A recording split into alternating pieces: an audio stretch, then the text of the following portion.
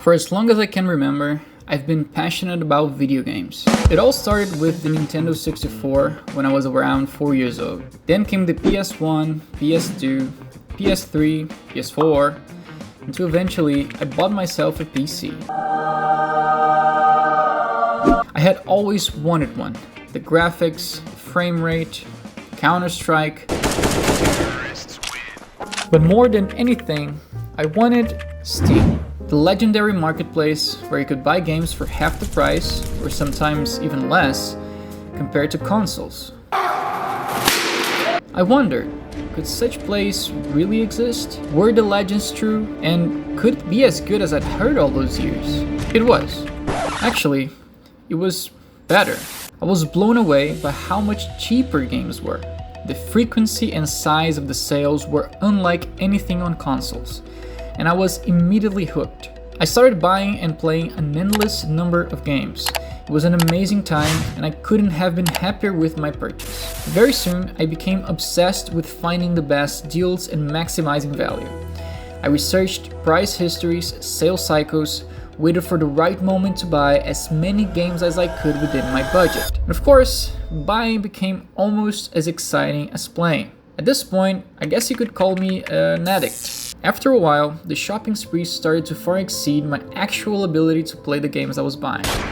My library exploded. I ended up with dozens, maybe hundreds, of games that I had never even touched. And that scenario really started to bother me. Looking at all those unplayed games made me really anxious. I felt this pressure to play them, but instead of motivating me, it pushed me away. I stuck to 2 or 3 games I already had installed, while ignoring the multitude of characters, worlds, and narratives buried deep in my Steam account. Of course, that didn't stop me from buying even more games. Every sale I was there, hunting for deals. This went on for about 3 years, until eventually I realized that I had a problem. Then I read a book called Dopamine Nation by psychiatrist Anna Lambic. An incredible book that explores addiction in a very accessible and insightful way. Genuinely shocked to learn that you can be addicted to almost anything, as long as it keeps your dopamine circuits firing. Even more shocking was how the addicts described in the book would lie to themselves, how they'd rationalize their behaviors in incredibly clever but very deceptive ways. It all sounded painfully familiar. Weirdly enough, after that reality shock, I felt relieved. I quit video games. I quit watching videos about games. This game is so bullshit. I quit anxiously waiting for the next Steam sale just to buy games I knew I would never play. I simply flipped a switch and erased from my life an activity that had been a core part of it for as long as I could remember. But I really missed it. I've always believed that video games, when done right, are the greatest form of art. And I do stand by that. Still, some of my best memories are tied to games. They were also a major source of self-development for me. Games made me better, and they made me happier too. So I decided to come back. But this time, no buying. This is what I'm calling the Steam Backlog Challenge. And the concept is very simple. I'm going to play every single game in my Steam library, and until I finish them all, I won't buy a single game, DLC, skin, nothing. My goal isn't just to boot the game and get a quick taste of it. I want to genuinely experience what the developers intended. So for that, I'm setting a few rules. Rule number 1, and probably the most important one, minimum 30 hours per game. Every game must be played for at least 30 hours. This forces me to give each title a fair chance, especially those that start slow. But at the same time, this is my way of protesting against unnecessarily bloated games. The industry has been, for some reason, artificially inflating game lengths lately, pushing titles that take 60 hours or more for a basic playthrough to be the norm. I have no problem spending more than 30 hours on a game if it keeps me engaged. But if it only gets good around the 30-hour mark, well, that's not a game worth playing. For shorter titles, like many indie games or older releases, if the game can be reasonably completed in less than 30 hours, that's fine. No need to artificially extend it. Rule number 2, no buying. That's self-explanatory. The entire point of this challenge is to enjoy the games that I impulsively bought over the years without adding to the pile. Rule number 3. One video per game or saga. Every game or franchise, if it makes sense, gets a video. These won't be traditional reviews though. Instead, they will be condensed experiences. I want to share what it was like for me to play through each game, not necessarily whether it's good or bad by some objective standard. Also, it's important to acknowledge that this challenge itself might influence how I perceive certain games. For example, if I play too many games from the same genre back to back, I might get fatigued, which could impact how I experience later titles. That's also why I don't think it would make sense for me to try to make an objective review. Rule number 4. DLCs are optional. I can play them if I want, but they're not mandatory. The 30-hour rule applies to the base game plus any DLC combined, not separately. Rule number 5. No replaying games. And this rule means two things. I will not include games I've already finished unless I've spent less than 30 hours on them in total. And during this challenge, I won't replay any game that doesn't contribute toward completing it. Take it. You can't kill me!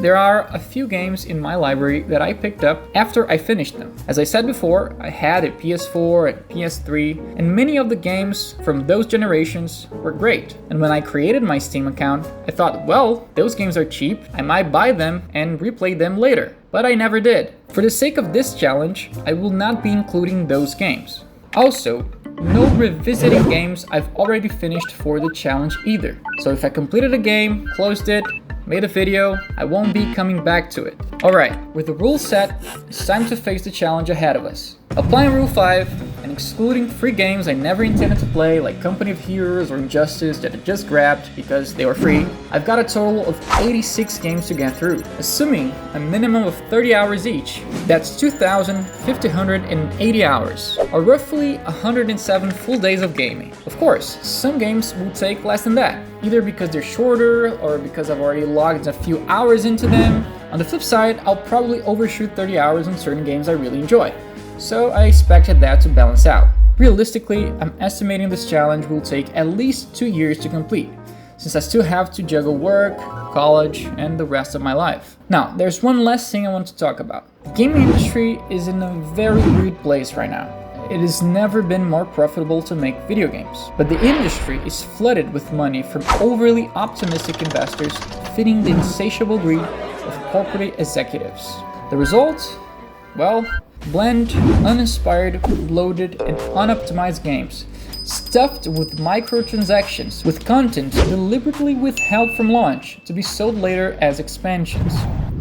And yet, the industry claims game prices aren't high enough to match development costs. It's true, games cost more to make now than ever before. But whether that money is being spent on actual game development or wasted on bloated marketing campaigns, failed projects, and executive bonuses, is a conversation no one seems to want to have. There's a growing debate about whether the gaming industry is headed for a crash.